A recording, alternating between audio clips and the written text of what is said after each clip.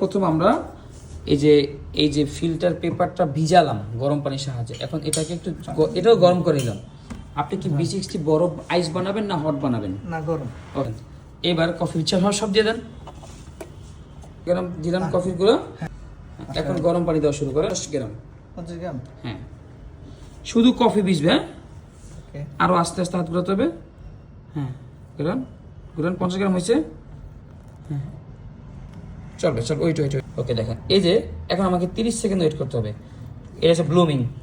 এটা হচ্ছে কি কার্বন বের হচ্ছে, যে দেখেন উপর থেকে বের হচ্ছে। 30 সেকেন্ড ওয়েট করতে হবে। কয় সেকেন্ড? 30 সেকেন্ড। এই যে এইটা না?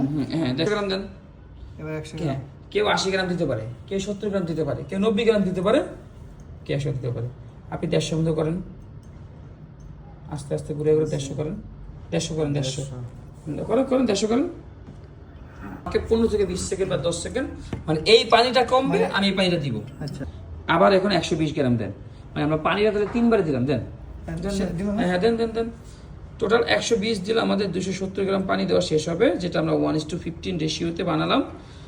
18 গ্রাম কফি বিনের মানে কফির সাথে 270 গ্রাম পানি দিলাম 3 বারে। প্রথমে আমরা 50 গ্রাম দিলাম, পরে আমরা 100 গ্রাম দিলাম, ফাইনাল আমরা 150 গ্রাম 120 গ্রাম দিলাম। তাহলে হয়ে গেল 270 গ্রাম। সো এইভাবে বানাতে পারেন। আপনি যেটা আপনার অন্যভাবে বানানো যাবে, এটা ভয়ের কিছু নেই। 270 না? এবার দেখেন আমাদের টাইমটাকে আমরা পারছি ম্যানেজ করতে। আমার হাতে কিন্তু আরো এক মিনিট সময় আছে কি নাই? আছে। এই যে আমাদের মজনু ভাই এখানে আসবে। ক্যামেরাতে আসেন। সো এই দেখেন, ক্লিয়ার বস? এই বিশিষ্ট এটা নিয়ে আপনার কোনো কোশ্চেন থাকলে বলেন। একটু ইয়ে করি, তারপর বলতেছি। আমি স্টপ করি না আগে। হ্যাঁ।